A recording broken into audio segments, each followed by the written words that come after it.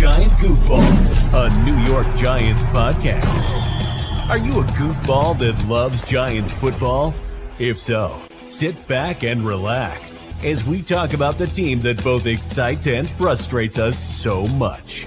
And now, here are your goofball hosts, Drew and Rob. Welcome, fellow goofballs, to Two Giant Goofballs, the New York Giants podcast. I am Drew, joined as always by me, Rob, and we're here with some choking news. Whoa! Wow! You did not just go there, right? Oops. Okay. I think that would definitely qualify to the too soon category.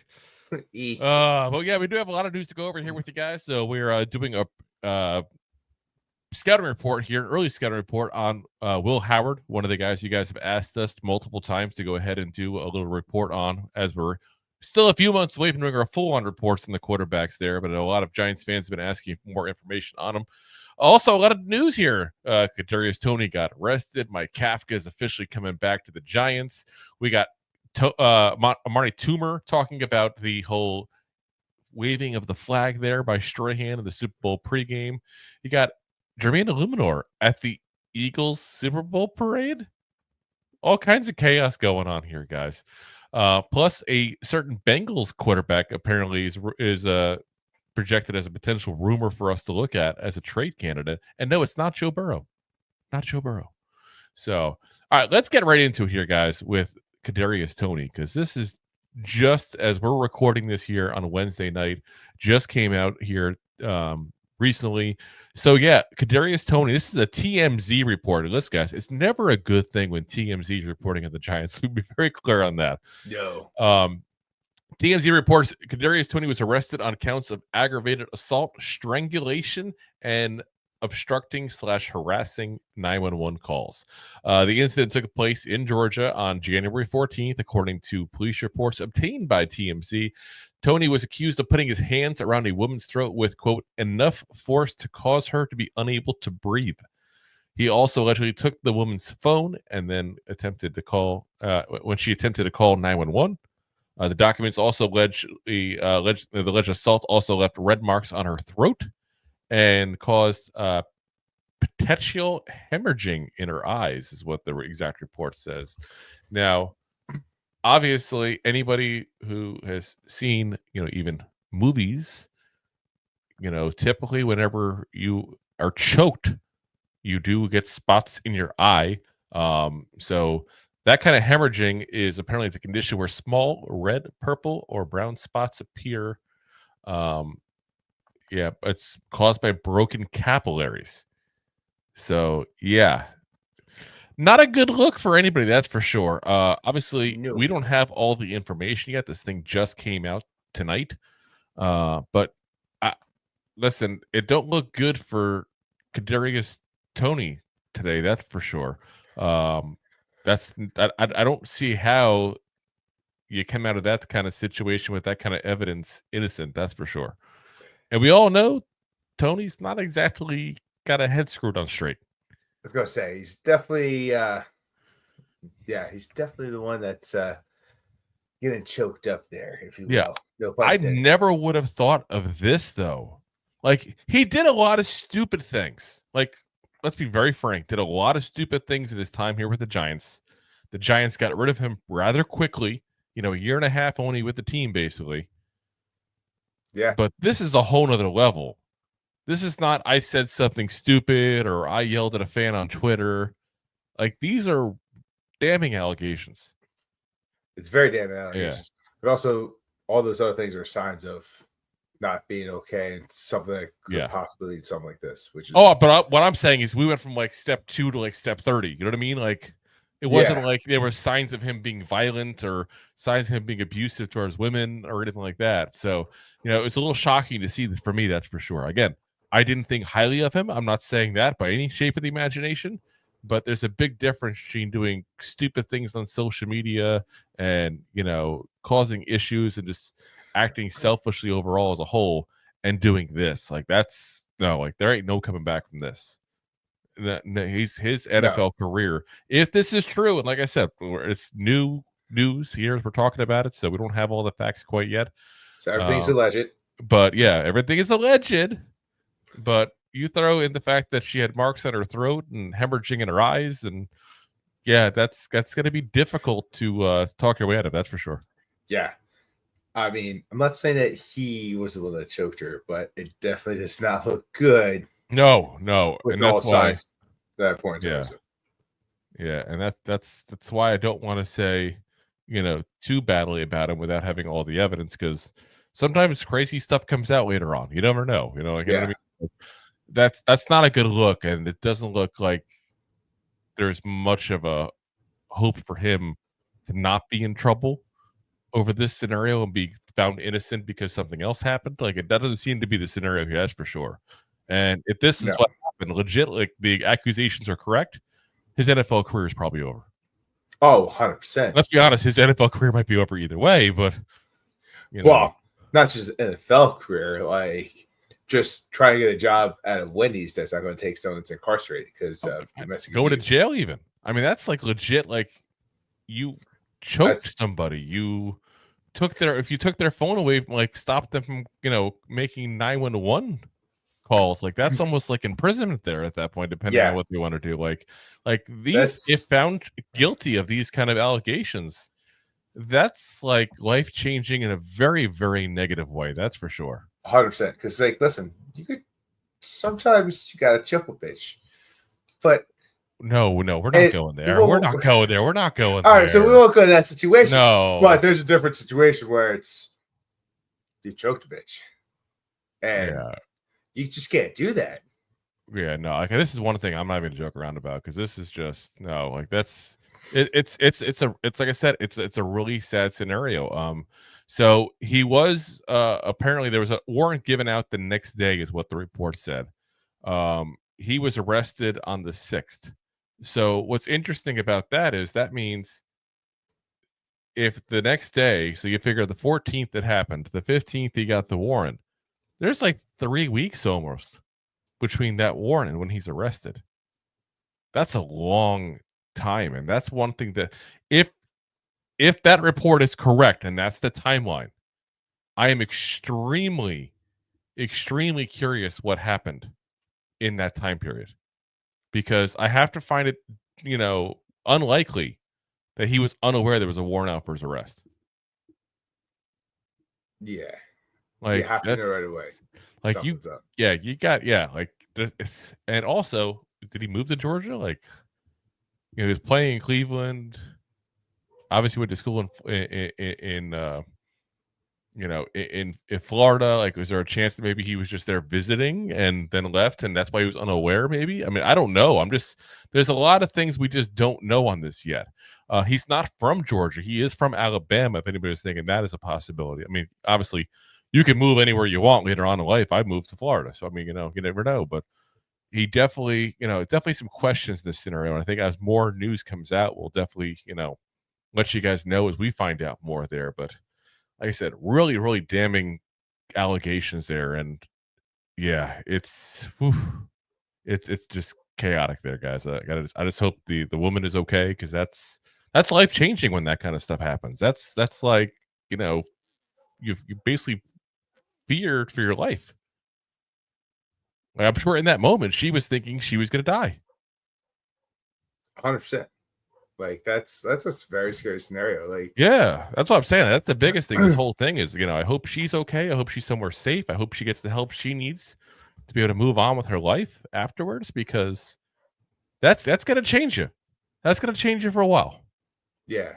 So, alrighty, let's get on to later news here, so we can be our usual selves with here. Mike Kafka is staying put, guys. That's the report here. Mike Kafka is staying put. So we talked about it there a couple weeks ago. He had obviously a last interview with the New Orleans Saints that supposedly lasted 9 hours. 9 hours. That's crazy. Yeah, it's insanity. But we've heard the rumors. We said it here on the show here that we think that he's going to be staying put because supposedly the front runner was Kellen Moore. Obviously, Kellen Moore was the offensive coordinator for the Philadelphia Eagles. They could not hire Moore because the Eagles were still playing, obviously, as they won the Super Bowl on Sunday.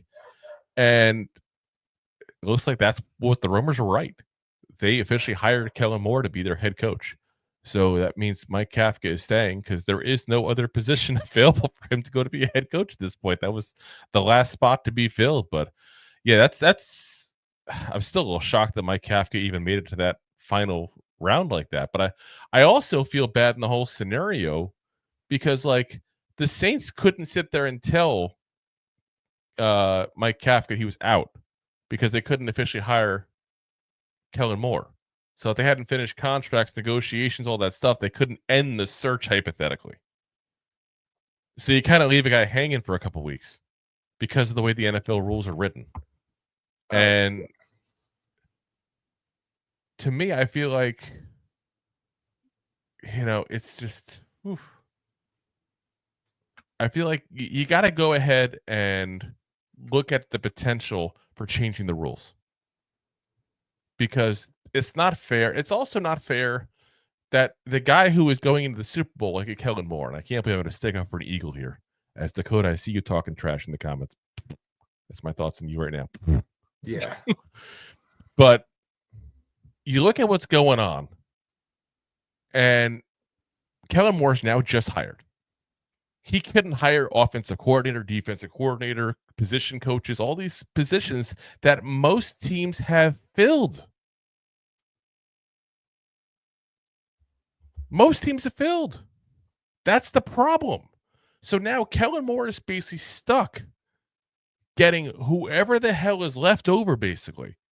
And it's an extreme disadvantage to somebody who's going in for the very first time as an NFL head coach and is now going to have trouble filling his position with quality people. Because let's say hypothetically, Rob, that you were, let's say, a quarterback's coach somewhere and you're being very successful and you got a couple people looking at you as an offensive coordinator. If Kellen Moore called you up, and then let's say hypothetically Pete Carroll called you up, just using random names. Pete Carroll obviously was hired to be the Raiders coach there, so it's I'll use that as an example. If they both say, "Hey, I want you to be the offensive coordinator," but Pete Carroll, because he's already been hired, can actually physically hand you a contract, and Kellen Moore is going to do a wink, wink, nudge, nudge, and handshake. Where you go? It's a very tricky situation because obviously, there's multiple things. One hand, you have Pete Carroll, Sneaky Pete. Guy's been to the Super Bowl quite a few times. Yep. Guy's been a fantastic coach in this league for a long time. Very active, respects a lot of, from his players. The players respect him a lot as well.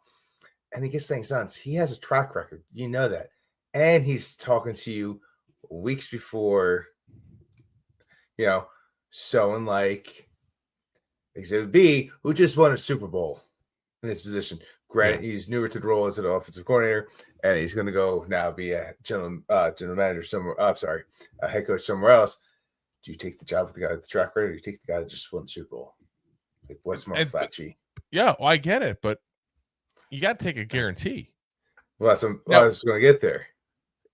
Here's the other part of this whole scenario, too, though. Like, let's say, for example, if you were a quarterback's coach for the Eagles, for the Chiefs, whoever, and you wanted to become an offensive coordinator somewhere. Well, all those positions have been filled now. So I feel like the NFL needs to recognize this problem and it needs to fix this problem. And it needs to be that you can't hire staff until after the Super Bowl. But it needs to be like a week after the Super Bowl, not even like the day after, because that's not fair to like a guy like Kellen Moore who just got in. Like, give him a chance to recruit people now that he can.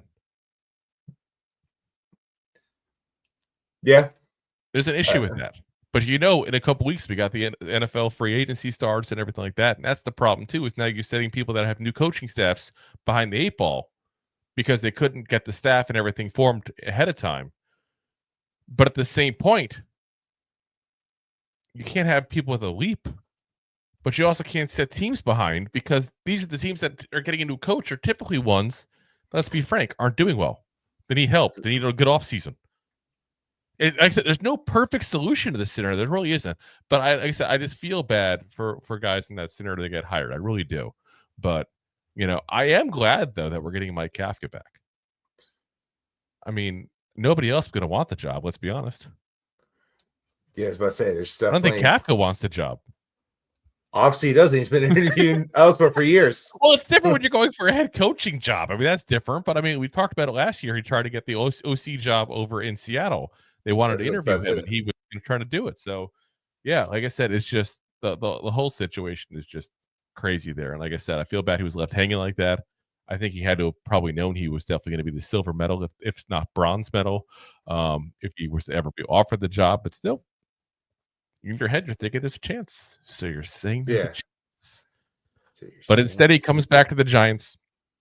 Hopefully,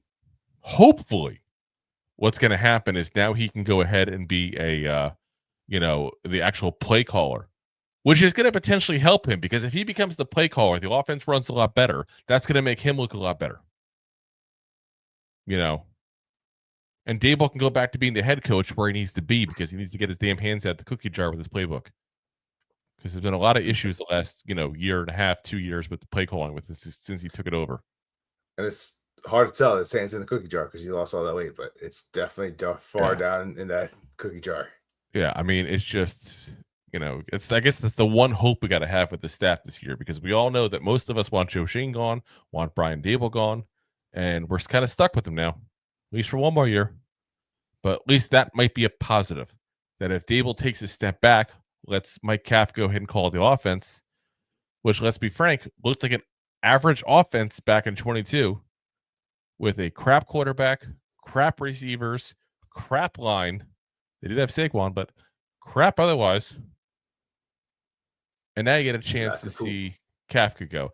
And you know what the biggest thing I'm curious about is what happens with Daniel Bellinger with Kafka being back as the play caller, if that was to happen, because he had a much bigger role his rookie year than he had year 2 and 3.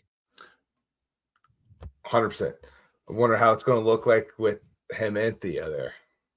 Yeah. Well, they're actually going to say what I said. A double tight end set. Yeah. A lot of, especially double set now that, you only got Tracy. It's not like you have Barkley. You would think, you would have like a 22 set up a lot, especially that second year. Especially for a head coach that was a former tight ends coach. Yeah. Who set up that kind of set because of that. Just the whole thing is crazy. The whole absolute crazy guy. So like I said, at least Kafka's back. Hopefully play calls. Hopefully things are different and better. Probably not, but hopefully. Oh my gosh.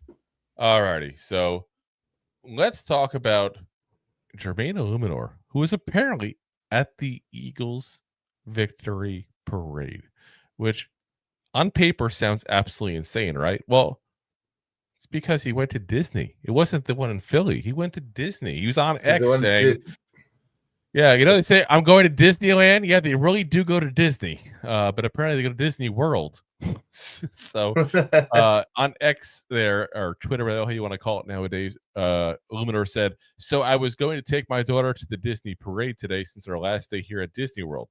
Didn't know it was the Eagles parade also. So guess who's not going to the parade today? Now they're doing the Eagles chant, ruining my last day at Disney for real. But I got to be strong for my daughter. If I see any fans climbing poles, I'm reporting them. But listen, anybody who knows, what's going on as far as when you go to Disney and there's parades, that parade's going all throughout Magic Kingdom. There's no way around that parade. Like, you can sit and say, guess who's not going to the parade today? You may have not wanted to go to that parade, but that parade was coming to you whether you like it or not. Yeah. That's the way it is. That's the way it is. So, like I said, I feel bad for the guy. At the same point, though, like, that stuff is scheduled. That's what was scheduled. Like, anybody who knows Disney knows that people go to Disney after they win a Super Bowl, and it's like the day after you go. So I'm kind of a little shocked that he was shocked by this, but I mean, he spent some time with New England too, so it's not he wasn't around people that won Super Bowls. So, but yeah, like I said, it's a kind of funny scenario for him. Be probably funnier for Eagles fans, but it is what it is. All All right, let's try to share at least a bit of good news here potentially for the Giants, because this could be construed as good news. The new year of the league started today, and the Giants are officially third in waiver priority. So this is from Field Yates on, again, at X Twitter, or again, whatever the hell you want to call it. The NFL's waiver period for the 2025 league year begins today. From now through week 3 of the regular season, the waiver order will mirror the draft order. The Titans will have top priority on all waived players for the next 7 months. But that also means the Giants are number 3. So anybody who the Titans or the Browns don't claim, that's what they're going to go ahead and have the option of picking up. So the Giants have some potential to add some players, because every single year there's players that are waived. A lot of times it's because of contract issues. Sometimes it's because it's just not a fit with the new coaching staff. Sometimes it's like, hey, you just had an off year. We're going to give you a chance to go somewhere else. So the Giants could pick up some players that way potentially. And let's be honest, the Giants need a lot of players. A lot of players. Like we have holes everywhere.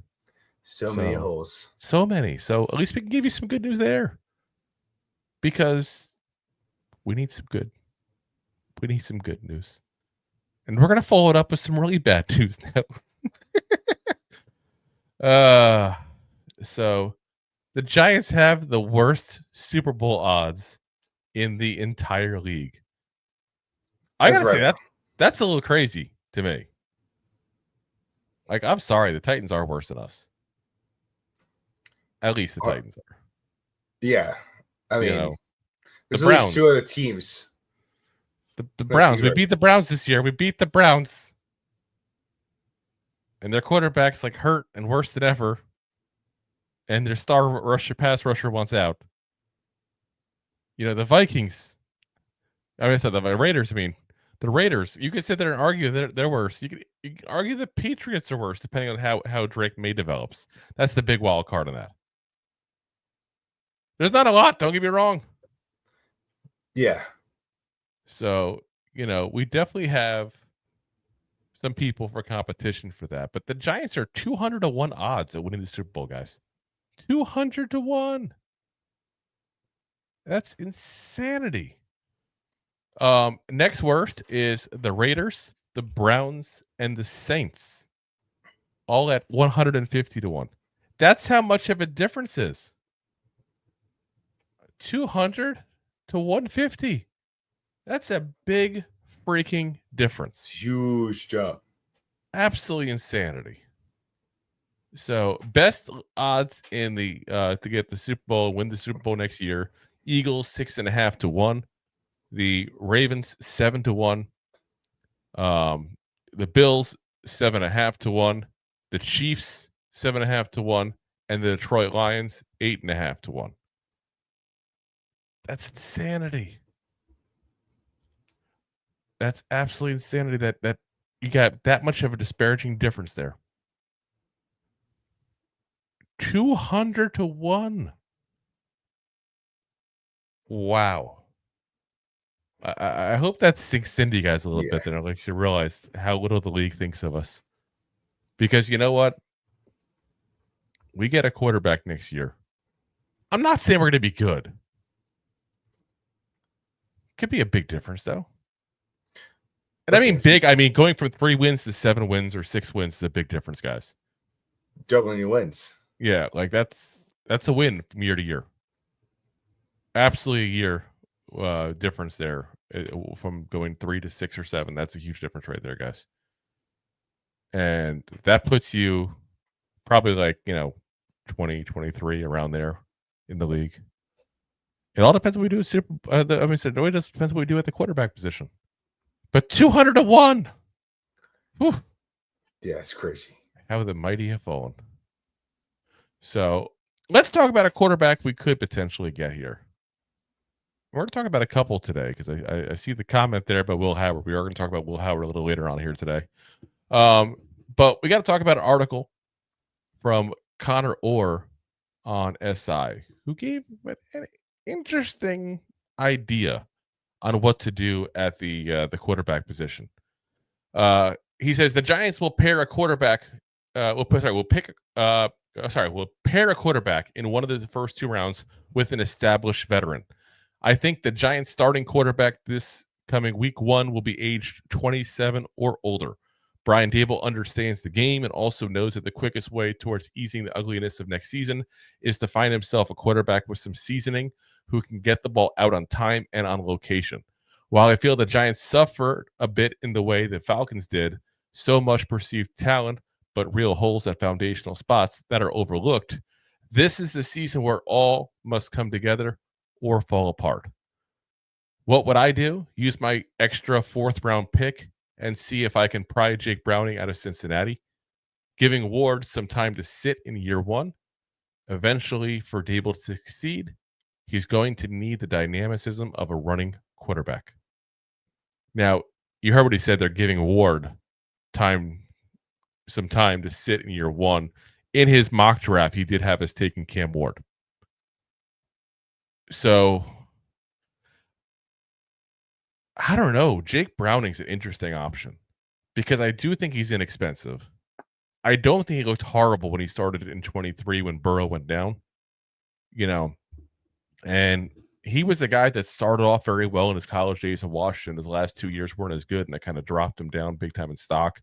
Back in 23, it was 7 games he started when Burrow was out. He had a 4-3 record at that point there, 70.4 completion percentage, 1,936 yards, 12 touchdowns, 7 interceptions. But what you got to remember is, look at what he was dealing with, around him. He had a team that was definitely down in its luck. Let's put it that way. I mean, you lose your star quarterback, it's hard to regroup. A lot of guys go into it going, okay, we're done now. And he still got them to a winning record. But you can also look at it saying, okay, he got them to a winning record of 4-3 for a team that usually goes to like the AFC Championship game. Yeah, you also talk about like how they always start off the year slow and they kind of play 500 balls it is with Joe Burrow. Yeah. So there's a lot to be said there. Like there is a lot to be said there. That's for sure. The whole situation is just crazy to me. Like that's what we're down to. Jake Browning. Listen, anything right now is an improvement of what we got. Yeah. Hooker's improvement. Yeah, I'm definitely, yeah. I mean, that's what we're down to. Jake Browning. It's Brown Town. I just feel like there's got to be a better option there. I really do. By the way, Dakota, I'm about to block you on Facebook, by the way. I'm just giving you a fair warning, too. If you don't stop being an idiot, I'm done. I don't know what your problem is today. If you're drunk or something, dude, I don't need your BS. I'm just going to say it point blank like that, man. Don't need your BS. You're posting nonstop on Facebook. It's distracting. We're trying to talk about an actual NFL thing going on here now. If you think you're the only one in the chat, go into YouTube, dude. That's where everybody is. Go into Twitter. That's where everybody is. Don't need it. Yeah. Don't need your negativity. You want to talk about sports? We're here to talk about sports. You want to rattle on BS? I'm not here for it, dude. I'm not here for it. Anyway. Sorry, everybody else. But I don't know. I look at Browning and I go, is he an improvement everybody else we got? Sure. But that's kind of setting the bar pretty low. The bar is pretty low right now. But if you want to get out of where we're at, then you got to try to get something better. Like Browning's not going to be the guy to get us, I won't say out of this rut we're in, because let's be honest, it's not going to happen next year. It's going to take a while to happen. But it's not going to happen with Browning, that's for sure.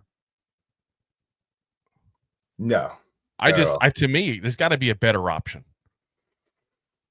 There's got to be a better option out there. I think if Browning's the guy we go for, then either one of two scenarios going on. Either the Giants really think that whoever they draft, whether it's Sanders or Ward, is going to be ready really quickly, and they're only going to need him for a little bit. Or what's going on is that the Giants just couldn't find anybody else. It's like, okay, I guess we're going to option 7. Yeah. 17. Yeah, that's just where I'm at this point here. So, like I said, we'll see what happens there. Let's talk about Amani Toomer. It's not the Tuma. Because he was asked on ESPN radio about Strahan and everything with the Fly Eagles Fly comment he had, and the Eagle, the flag he was flying there, the Eagles flag, and the pregame show there. And I kind of expected that, obviously. I think any former Giant who's on there is going to be the first questions on any of the shows right now. He was on Bart and Carlin. I don't know if anybody's aware of that. I've been not living in the New York area anymore. I don't know any of the ESPN radio or WFAN shows anymore. But he said, that's a shot across the bow. That's a warning shot. We want results. We want to be proud of the organization that we shed blood, sweat, and tears for. We're not just going to wave the pom-poms. If we don't feel like it's a product that's worth, we don't feel that, where we go? Well, I got lost here. We don't feel it's a product that's worth waving the pom-poms for. That's why we're holding them accountable like they held us accountable for 13 of my years and for 15 of Strahan's years. So don't be mad at that. Don't let the anger fall away from where it should be. He's not wrong, guys. No. We said it when it happened. Like, Strahan supporting a friend. I have no problem with it personally. But I also hold a double standard because I got to admit freely I do, because I get upset when like somebody who calls themselves a Giants fan is like, oh, I'm rooting for the Eagles, the Super Bowl because of the Barkley. Like, to me as a fan, you don't ever do it. But as a player, I don't know. I hold it a different standard because they weren't necessarily Giants fans. They just played for the team. Correct. That doesn't make them where they have to have the same fandom that a guy who chose that. Like, there's a difference. It's like saying you work for Ford, you retire from Ford, but sometimes you drive home in a Dodge. Like, it's your personal choice. Just because you work somewhere doesn't mean you have to always be the fan of the product that you work for. Yeah, I mean, and I think there's plenty of people who aren't fans, obviously, of the teams that they go ahead and play for. I mean, let's be honest. We've talked about Micah Parsons for a while as being a guy who has been rumored to one day play for the Eagles because that's supposedly where he wanted to play. If you listen to a lot of people, and obviously he played for Penn State, he's got ties there to the Philadelphia and Pennsylvania area as a whole. So, like, if he ever went to go play for the Eagles when his time is up with the Cowboys, is he supposed to get blamed for that? Like, he didn't get picked where he got drafted. Yeah. Like I said, I just feel like the whole thing's a little crazy that we hold players to that kind of standard. We shouldn't. Now, if you want to sit there and, like, let's say he like comes out afterwards, says, I'm a full-on Eagles fan and blah blah blah, and I'm rooting for them from the get-go, and wears like the jersey and stuff. Like, that's a different scenario, I could say. But I have nothing wrong with him going out and supporting a guy that he was friends with for years, that he kind of took under his wing when the guy was a Giant. There's nothing wrong with that. So Carl Banks responded to Strahan's actions and Toomer's comments on X, saying, he's not lying. Michael can speak for himself. I do know that none of us are pleased with the state of the Giants. Now, guys, it's bad. Carl Banks. Like, Carl Banks, who's literally employed by the Giants, is saying things. Like, that's bad. And that just shows you how bad things have gotten. And you got to wonder, is it going to be now where the Giants ex-players kind of forced change, where they came out publicly like that and kind of forced that change, because that happened with fans sometimes, like with the whole Joe Judge thing. He dug his own grave with his 20-minute press conference he had for the Bears game late in the season, and obviously the kneeling down on deep in their territory didn't help him either. But a lot of it was also the fans just being upset and the fans stopping to show up. And I thought, honestly, that would cause an issue this offseason because of all the fans not showing up and, tickets being $10 a piece or whatever they were going for, like $9 or $8 in StubHub. StubHub fee was more than the freaking ticket probably. But yeah, you could buy 4 tickets cheaper to park in that stadium. That didn't make a change. So maybe that's what it takes, is some of these guys that were veterans that are well respected, not just by fans, but by the team, to sit there and say, you know what? This ain't enough. Like we deserve better with the team that we, went ahead and gave our blood, sweat, and tears to. And point blank, I couldn't blame them whatsoever if they did that. I think it's overdue. I mean, you saw the one game where they had the 100th, season special and stuff like that. And, Taylor was out there afterwards saying how those guys there could have beat the current team. That was him kind of starting the ball in this whole thing. Now you got Strahan waving a flag to the Eagles. You got Toomer backing him up. You got Banks backing him up. Like that's kind of craziness. That's kind of chaos here. Especially Banks that's like the I said the cake of this. Like you talk LT, like all right. The reason why he's still in that circle is because who he is, because he's the best defensive player that's stepped on that field. Otherwise, he's always been a loose cannon, and the Giants know that. So it's like, things are going to be said. So then when you go to talking about Strahan putting it up, yes, he's a face of media. He's the face of Fox. And kind of like you said, he can root for wherever he wants. But also, he's working for a network that's hosting, the Eagles and Kansas City. And he's going to have to choose a team. If it's the Cowboys, it was kind of the same thing. He's allowed to wave that flag because it's the network he's working for. He's probably have to wave one of those flags. Well, again, I think it's different when you wave the flag. He's waving the flag while interviewing a player that he knew and was friends with for years. It's a different scenario. It's I'll put it this way, and I'm just using this as an example because I'm trying to think of a top end running back that's changed teams. Do you not think the Titans players were rooting for Derrick Henry? Do you not think that years ago when Emmitt Smith went to go play for the Cardinals, the Cowboys players didn't root for Emmitt Smith? 100% they did. I don't think that's an issue. I really don't. And again, I get it. And I hold the fans to a different standard. It's different because you're a fan. You're not a guy who just happened to play for that team. And I think you also deserve a little more give, I guess, for lack of a better term, when you literally gave 15 years to the franchise.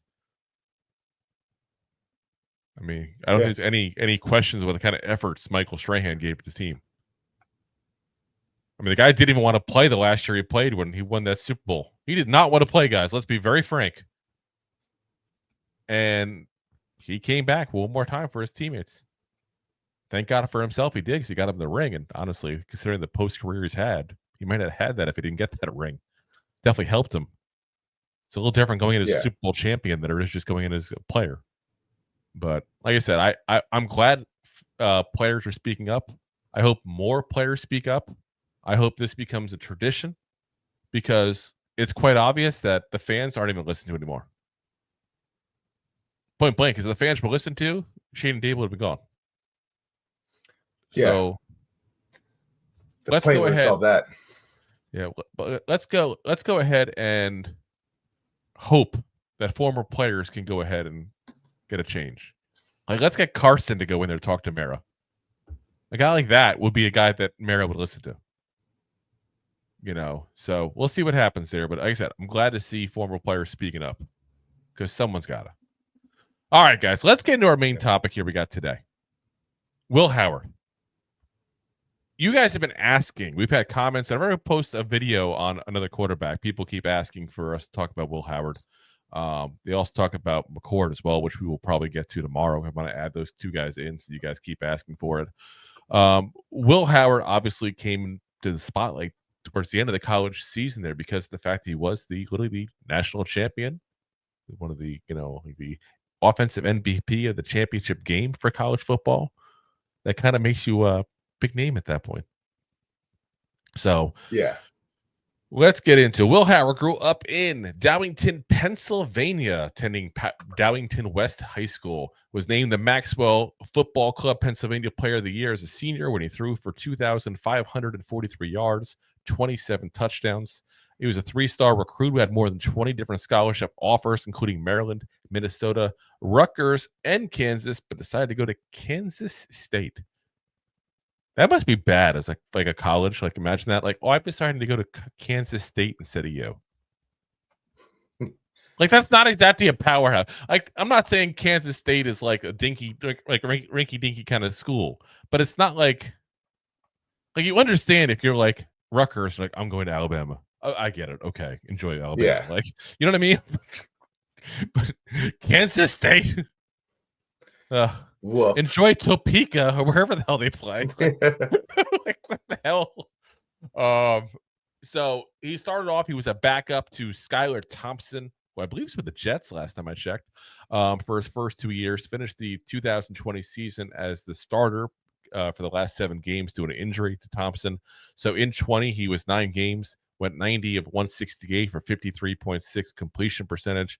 1,178 yards, 8 touchdowns, and 10 interceptions, which was the most in his conference. The interceptions, not the touchdowns. In 21, 6 games, 3 starts, 30 of 55 throwing with 54.5 completion, 332 yards, 1 touchdown, 1 interception. Not so good start. Kansas State, not good. How good a start here. After the 22 season, he started the spring practices as the first-string quarterback for the Wildcats there, but lost the job in the end to Adrian Martinez, who had transferred from Nebraska. Kansas itself may be one of the few places that is an upgrade over Nebraska. Like, if you had to choose where you're living, Nebraska or Kansas, you're probably picking Kansas. That's splitting hairs, probably. Yeah, they got a couple. I mean, they got a couple of things people know. Plus, you can go into Missouri and Kansas City, Missouri, depending what part of Kansas you're in. Nebraska, you have cornfields. You get a Kansas style steak. Get some good barbecue. Yeah. There we go. See, anyway, he loses his starting job. Howard had intended to actually redshirt the year, but instead got playing time due to injuries to Martinez, including a season-ending injury towards the end of the season as well. So in 22, 7 games, 119 for 199 throwing. It's a 59.8 completion percentage, 1,633 yards, 15 touchdowns, just 4 interceptions. So that went way down. Next year, 12 games. 219 of 357. That's a 61.3 completion percentage, 2,643 yards, 24 touchdowns, 10 interceptions. But after that, he went into the transfer portal. So Howard visited Ohio State then, committed there for his senior season in January of just last year there. Was named their starter just 7 months later. 7 months later. 7 minutes later. Breaking news. 7 months later. He then led the Buckeyes to the national championship, as we said, this past season, was named the offensive MVP of the championship game. His stats this year, 16 games, 309 for 423 on throwing. It's a 73% completion percentage, 4,010 yards, 35 touchdowns, and 10 interceptions. So this is why he was kind of late to the party for a lot of people. because he got a lot of more exposure, obviously, as Ohio State kept winning, was getting to the playoffs, won the national championship game. One of the games, I forget which one, it was in the national championship, the final one or the one before, like security wouldn't even let him up on the podium because they didn't recognize him. Like, that's the kind of stuff he dealt with, because he was barely like a thought in the draft world until this season, basically. Which happens. We talked about Joe Burrow briefly, mentioned him before. Joe Burrow, obviously, before he went to LSU, kind of the reverse. Before he went to LSU, was in Ohio State, wasn't really thought of as a top-end quarterback because he hadn't developed really in Ohio State. Goes to LSU and does it.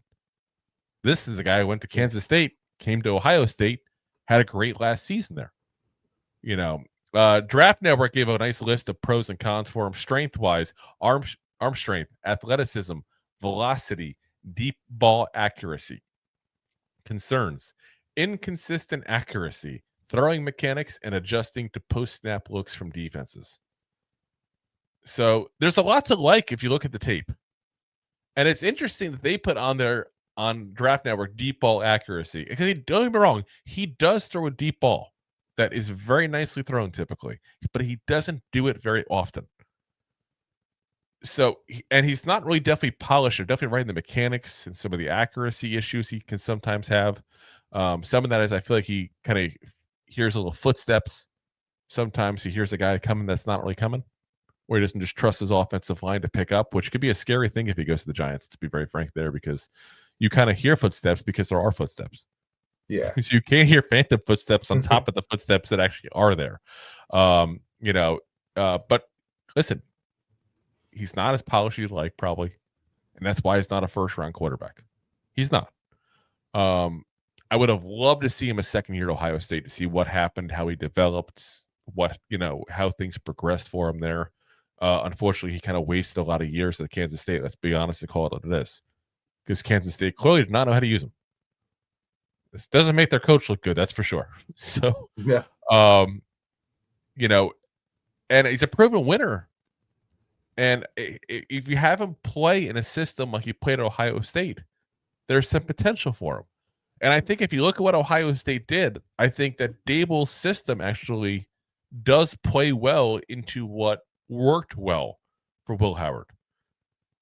He can throws good at quick routes, tries to set up receivers for Yak.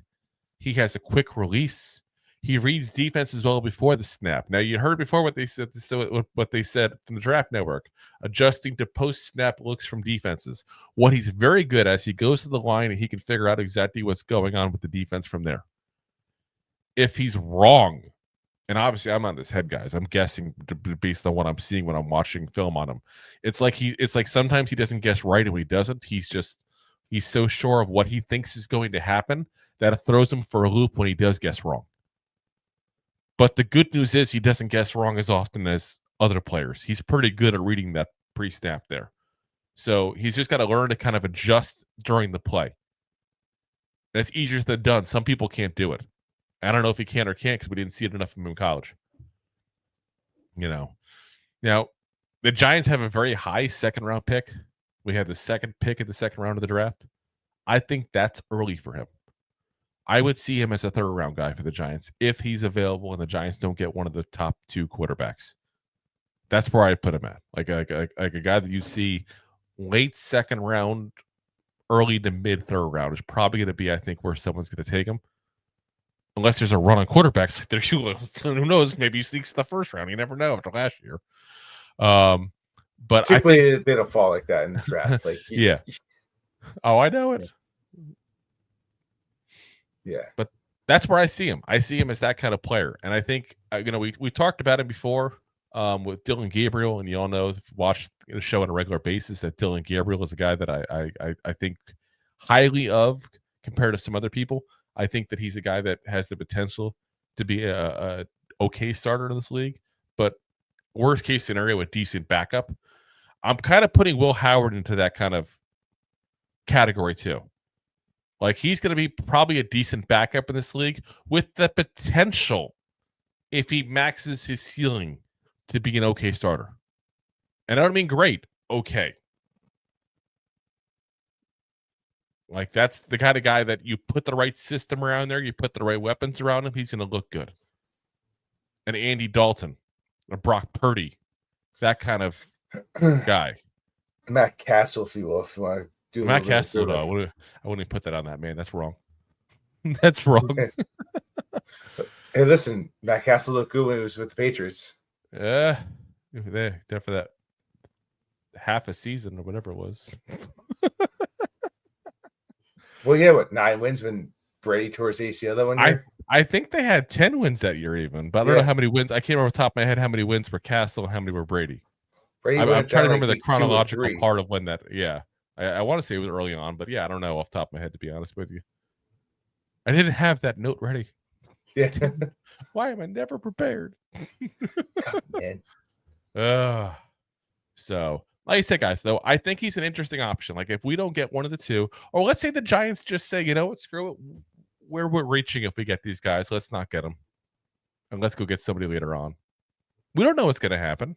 If there's one thing Joe Schoen has taught us about Joe Schoen, besides his love for peanut butter and jelly sandwiches,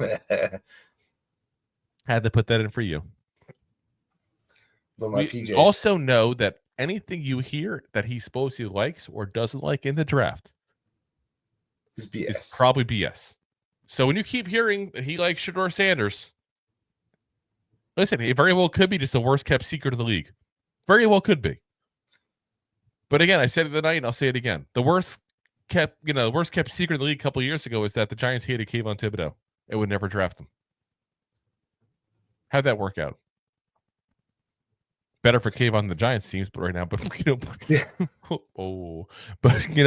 you can't trust it. He's not the guy that sits there and displays what he wants, which is smart. It's the one thing I'll give him credit for, besides this last draft class, which was very good. So like I said, if you're thinking in your head, oh, the Giants are definitely taking Ward or Sanders, this is not even an option, I wouldn't eliminate it.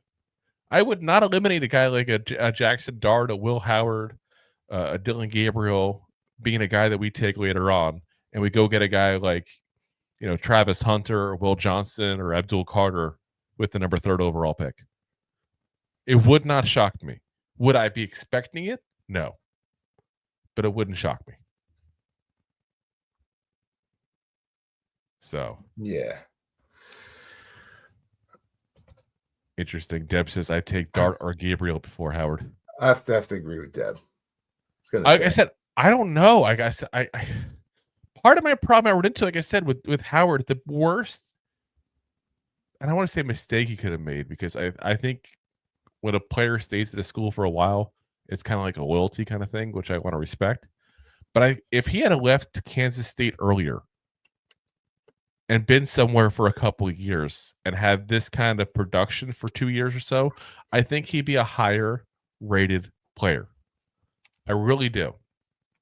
It's like you have 1 year to look at of him looking really good with better talent around him, by the way, which is where I get back to before, where he's got to have the right talent around him. And you look at the rest, and it's not good. But if you look at his last games, he had 311 yards against Tennessee, 319 yards against Oregon, 289 against Texas, 231 with 2 touchdowns, by the way, the championship game against Notre Dame. And in that time slot I just gave you, the last 4 games, 9 touchdowns. Hold on. Oh, I added a game by accident. Hold on. 5, 6, 8 touchdowns and 2 interceptions. It's not a bad ratio. And that's playing for championship. That's playing, some of the best teams in college football. And like I said, I think we'll have to see what happens.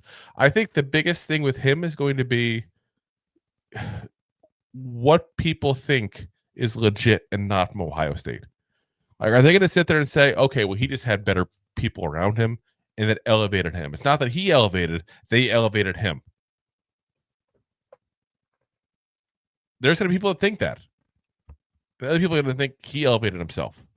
And the people that think he elevated himself, those are the ones that are to look at him drafting him earlier on like that. And I don't know which one it is. I don't think any of us are in the position to say which one it is. Either one's a possibility. You'd have to kind of bring him to an actual workout without the people around him. And you're not going to get that option to do that. And when you bring them out to the workout, it's like, you bring out your practice squad guys. Are they better than what's around them right now? Or was around them before? Well, at Ohio State, yes. At Kansas State, no. Yeah. I'm saying, like, that goes into play as well. Yeah. Like Ohio State always has great receivers. That's part of it. You know that. Yeah. Kansas State, not so much. Yeah. Arkansas State. No, it's Arkansas. Arkansas is a different state. Yeah. So, like I said, we'll see, but it's an interesting option. I got to keep an eye out for draft time there. So, all righty, guys. So, we're going to be back again for you guys Wednesday night, 9 p.m. Eastern Standard Time, as always. As always, we are live on YouTube, Facebook, X/Twitter, whatever the hell you want to call it, Twitch, and, of course, Rob's favorite, my LinkedIn profile. And of course, as always, we're available the next day on all the audio podcast platforms as well. It's Apple, Spotify, iHeartRadio, Pandora, Amazon, all the big ones there. So appreciate you guys watching. If you haven't already, do me a favor, hit that like, hit that subscribe, hit that share button. Listen, we say all the time, we mean it. We suck at marketing. We count on y'all to help spread the word. To pay the bills. I forgot to pay the bills. It is what it is. You know, we're just not going to pay the bills today. Kidding. Enjoying the show? Looking for more goofball action? Consider a membership at buymeacoffee.com/2giantgoofballs. Memberships start at just $5 and give you additional goofball access. One-time support payments also available starting at just $3. Buymeacoffee.com/2giantgoofballs. I paid it anyway. All right, guys. Again, appreciate you all for watching. As always, we'll see you guys Wednesday night, again, 9 p.m. Eastern Standard Time. As always, Giant fans, go G-Man! Go G-Man! G-Man! Thanks for listening to Two Giant Goofballs, a New York Giants podcast. We appreciate your support. Thanks so much. Please, I'm begging you. Please subscribe.